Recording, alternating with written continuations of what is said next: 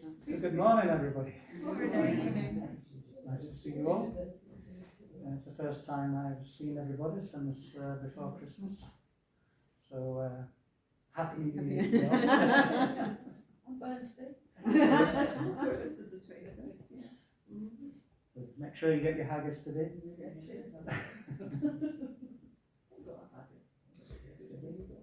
So, we see growing numbers of refugees in Aberdeen, such as Ukrainian, Syrian, Afghans, Iranians, Somalis, Eritreans, and many others.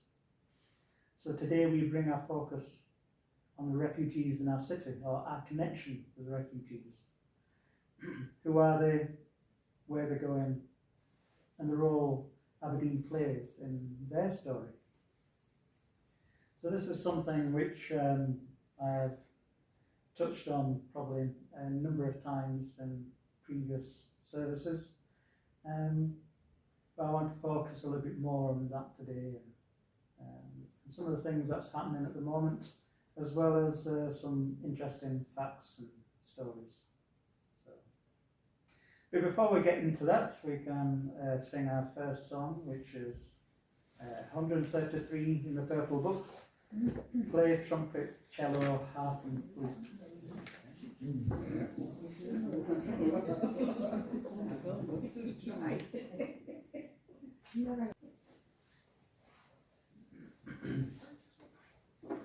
So, first of all, I'll tell you a little bit about Syria, which will lead into part of the story where to tell you.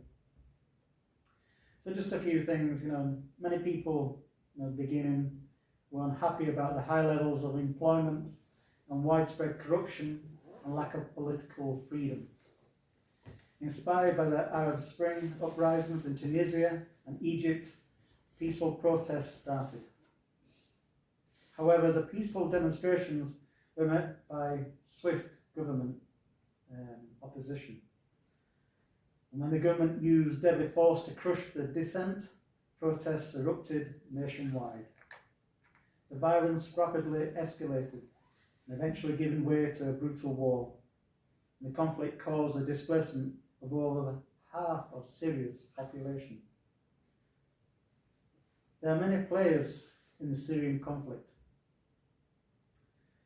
The conflict began as a Syrian uprising against the government of Syria and its then leader, President Bashar al-Assad.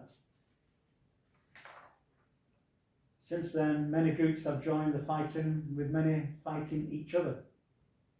These groups include the Free Syrian Army, Kurdish rebel fighters, Islamic State, Jihad al-Sham.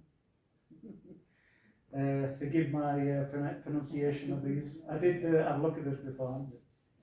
Hezbollah and the Syrian Democratic Forces, and Hayat al-Tahrir al-Sham.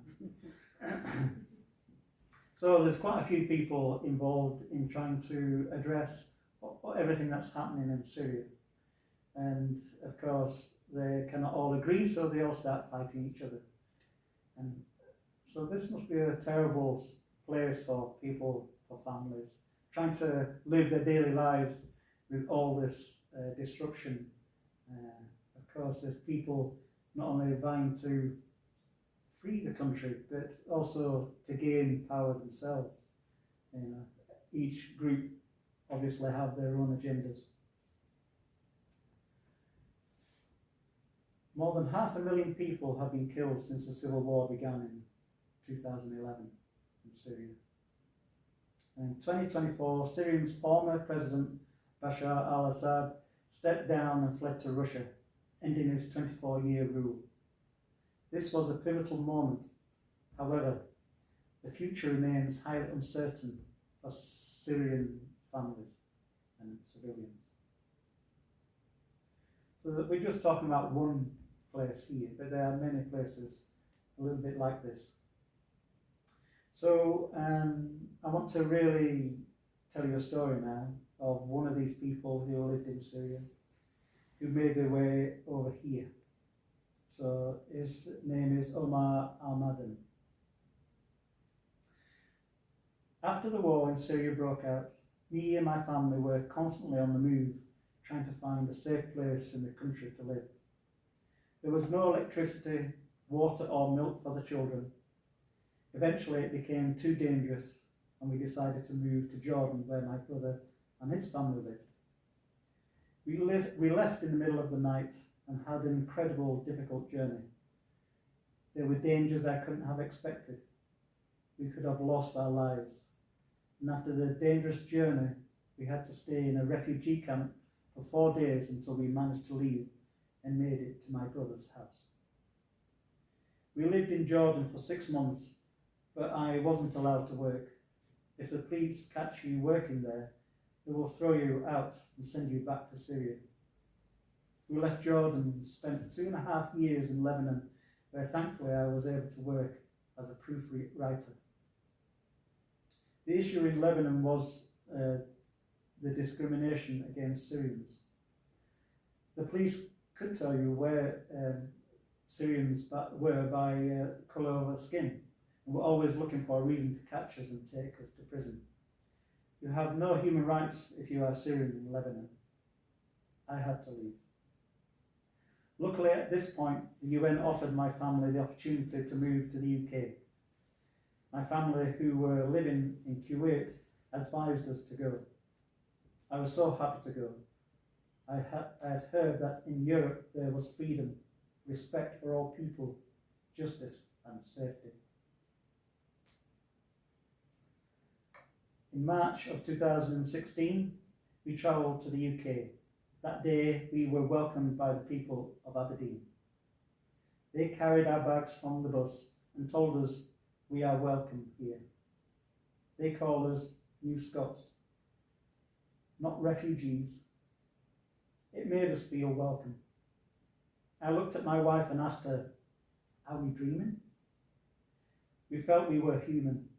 It was the first day of happiness, the beginning of a new life. When we left Syria, we had to abandon all our possessions and carry just our ID. There was one item I took which I carried with me for the whole journey.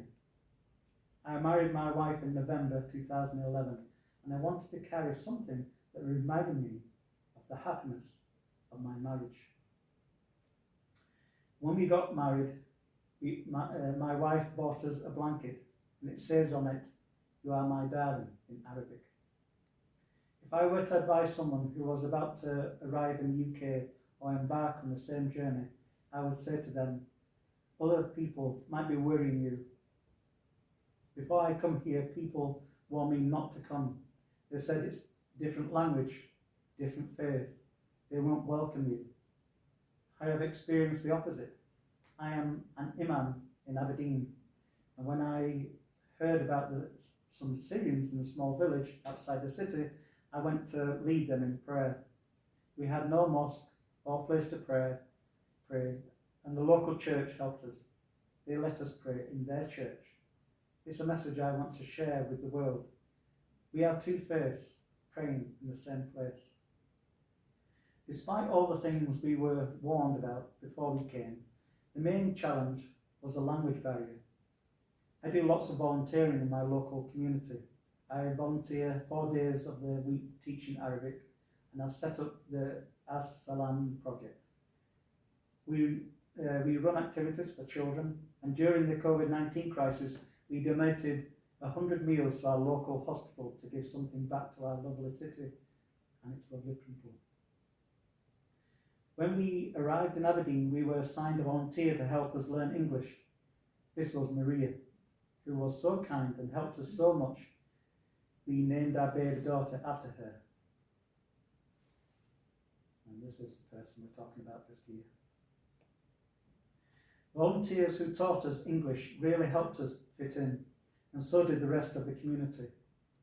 For example, when we moved to a new property, it was a council house. When we moved in, it was dirty, and there were rubbish everywhere. I didn't know how the neighbours would feel about us moving in. My neighbour is 64, and when we turned up to clean the property, the first thing he said to me was, do you like tea or coffee? Not only that, I went back to their old place to get our belongings, and when we returned, he had cleared all the rubbish for us. He was so surprised, I was so surprised, but he just said to me, "You are my new neighbours. I wanted to do something to make you feel welcome." Now, whenever he sees my children, they run up to me to meet him, and he always shares something with them, sweets or chips usually. So a wonderful story of somebody in a real dire situation, and what usually happens with refugees is they move to the surrounding countries and try and find refuge. But there could be millions of people doing the same thing. So they have to move further and further. And for our guy here, he ended up in Aberdeen. And so we have a few stories, some of them similar, some of them quite harrowing, and a lot of these people have had to deal with physical abuse, beatings and such. And so we do see a lot of things in the media and from different groups who protest against these people. But we don't know everybody's story. Some of these people are struggling. Some of them maybe not so much. But we can't group them all into the same category. We have to treat them as human. And this is a wonderful story of how Aberdeen opened their arms and welcomed somebody in and supported them in their journey, and how they have now supported their local community. Just one of the many positive stories that we can hear and read from these people. So while we take that in a little, we move to our next hymn.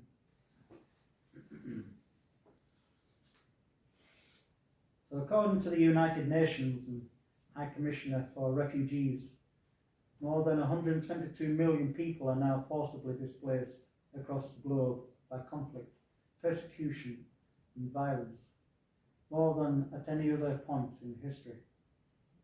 The vast sea of humanity includes over 42 million refugees who have crossed international borders in search of safety, with millions more internally displaced within their own countries. One person in every 67 on earth has been uprooted from home. That's quite a sobering revelation. I'm just thankful that our own places are a little bit more settled, although the whole world seems to be a bit uprooted at the moment. Behind these numbers lie the lives of mothers and fathers who have known homes that no longer stand, children whose dreams were interrupted by gunfire, elders whose memories trace back only to times of peace. Sudan, Syria, Afghanistan, Ukraine, these names are now synonymous with displacement. Tens of thousands still live or flee every day, carrying only the hope of safety and the stories of loss. In Aberdeen and the wider region, councils and communities groups help each other and those seeking asylum, linking them with housing, healthcare, education and pathways to employment, ensuring that daily life can begin again with dignity. So we have a situation where we have refugees on our doorstep in some of the hotels, in some of the housing, student accommodation and different places. So this is a reality, and we have to deal with this in some way. And many different places deal with it in different ways. In Aberdeen we have regular meetings, we have third sector meetings where the council, faith groups and charities and all different types of groups that come together to share information on what they are doing, so that people do not do their own thing and it's sort of repeating things or fighting against each other. So there are different or many groups coming together to really pull the resources to help in a positive way. And a lot of these refugees, they don't have a lot of money, well, they don't have any money, and what we give them probably each week probably is enough for a bus ticket somewhere, and that's all. They do get their accommodation and get their food, or for those who do not get the food, they get an allowance, which again, we probably spend way more on a shopping bill every week than what they get. The reality here is not without its tension. Some locals have expressed unease where asylum seekers have been temporarily housed in hotels or student accommodations. Feelings that reflect broader societal strains and challenges around communication, resources, and rapid change. But in those uneasy moments, we are offered an invitation to listen more deeply, to understand beyond headlines those who wish to stir the idea that we are being treated unfairly, that our money is being spent on people who for some reason do not deserve it. Again, we open our hands to these people who have been displaced, and we rather do something to help them or we send them back. That's the choices that sometimes that we are faced with, or that's the choices which some people like to put before us. But the money we spend on refugees is the money we would normally send to as support for other countries. So in a way, the people who are voicing their concerns about taking their money, taking resources, well, they would never see that money.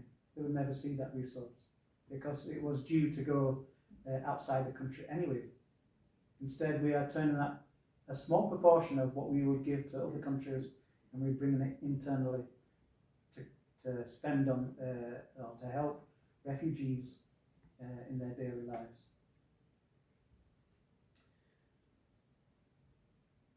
So it's just a small, and that's only a small proportion of what we give to other countries. So it's these arguments are put forward. A lot of people will listen, and it creates unrest, and we have that in Aberdeen at the moment. We are advised not to do counter demonstration because that only,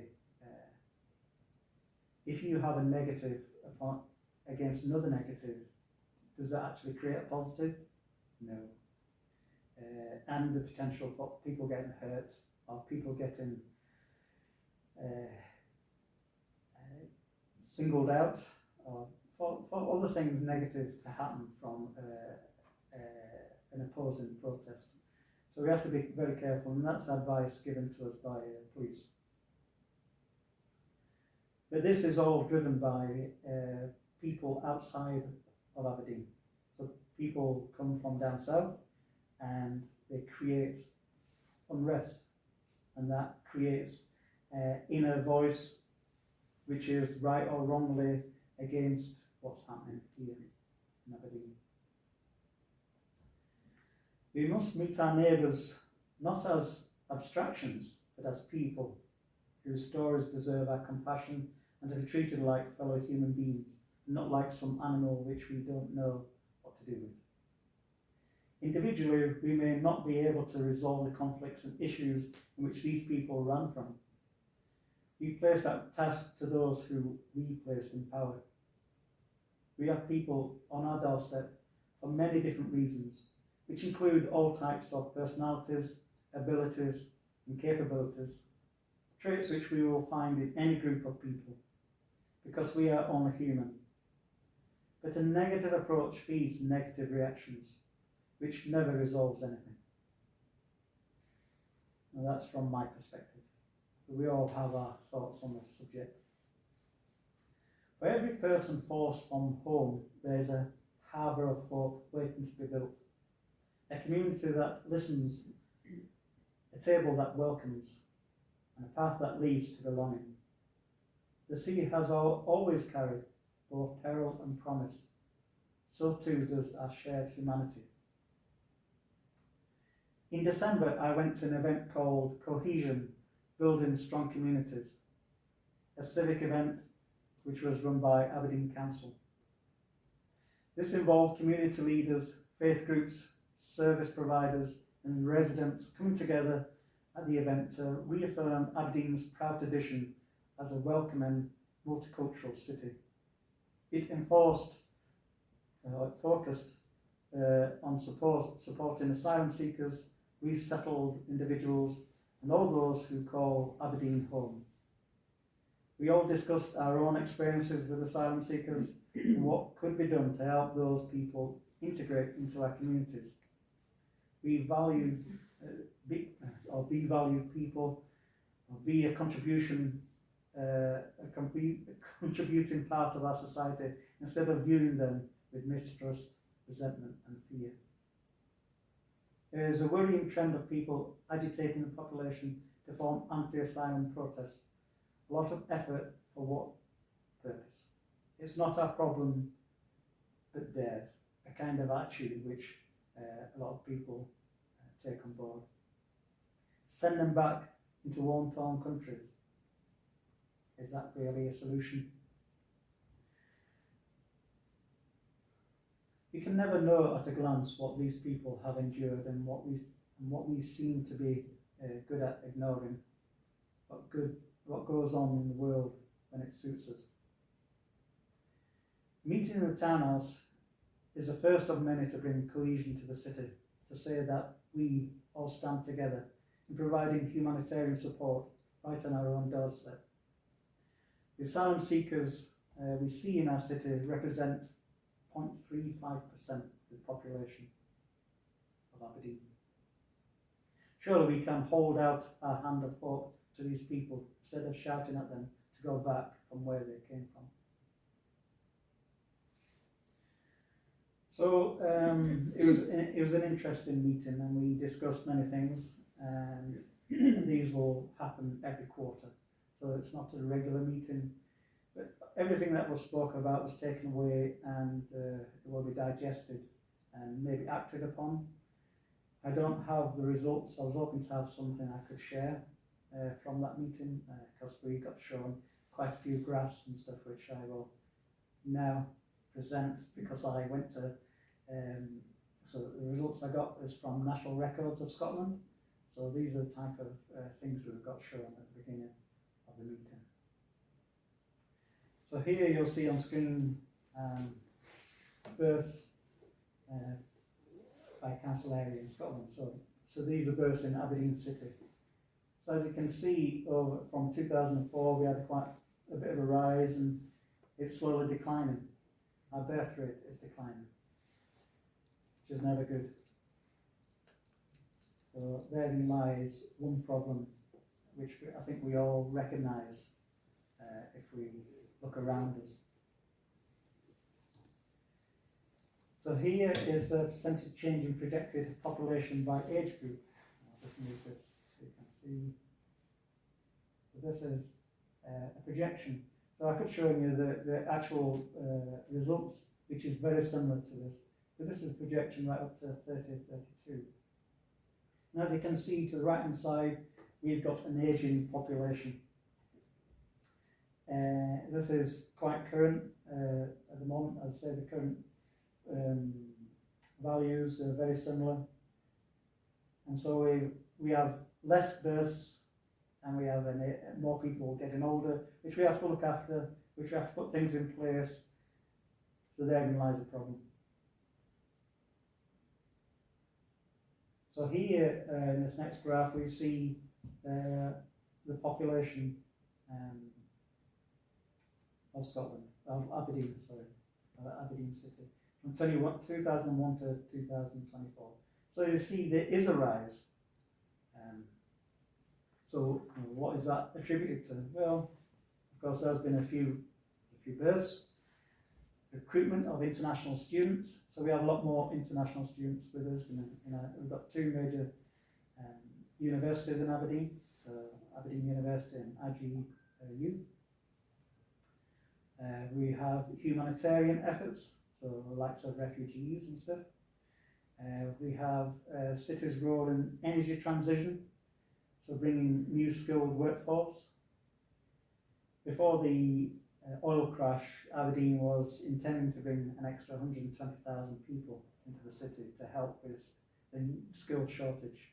Of course, that didn't happen because of the oil crash. So where do we go from here?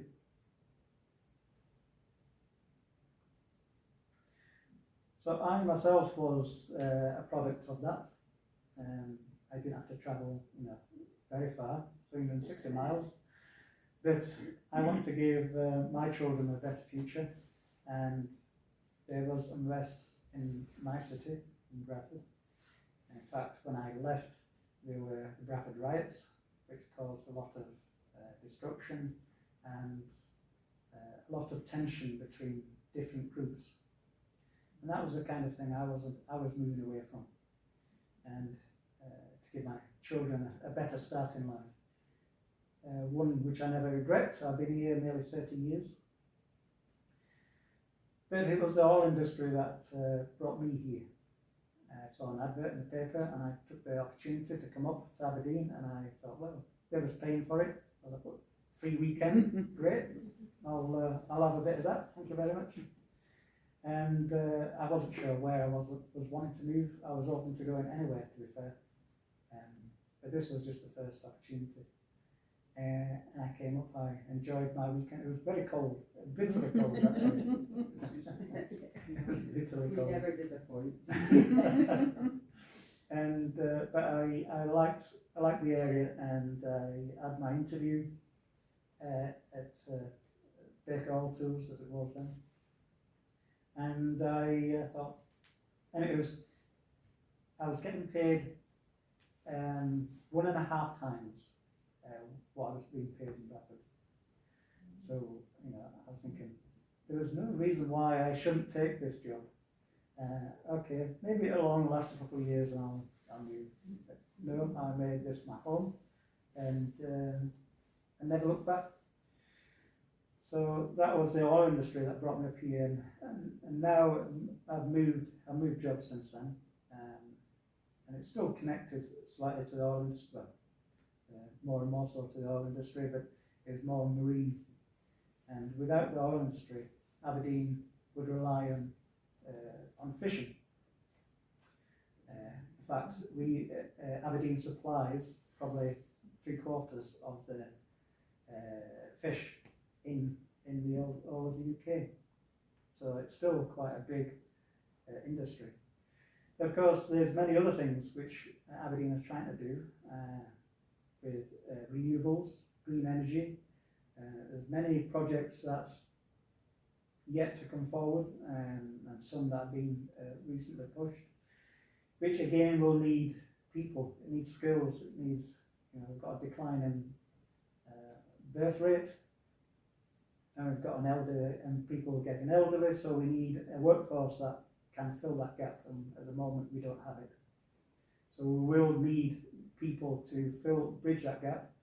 And at the time when I moved to Aberdeen, the oil industry were going out to many different countries, and we brought a lot of Polish people here, as well as people from different areas of the world, to try and bridge that skill gap. And that will be no different now as we go forward and create opportunities for jobs. There won't be enough people, so something needs to happen. In one respect, the refugees here could fill that gap. In fact, a lot of the refugees have skills already which a lot of them are not allowed to use because they can't work while their papers are getting looked at, which could take up to, or some of them taking up to nearly 2 years to process them. And they have skills which they can use and put back and contribute to the different communities in Aberdeen. But they could fill that gap, as well as we would have to draw people in from outside, as well as opportunities for people who already live in Aberdeen. There's plenty of opportunities There's no need to really refuse anybody of that. There's a lot being done to help refugees and asylum seekers adjust to their new surroundings, find their feet and be treated as normal human beings. And this is a positive step in acknowledging what is happening in the world and playing a positive part in making the world less scary. This is a story of loss and courage, of peril and possibility. And it is also our story as a community, as human beings called to reflect light in places shadowed by fear.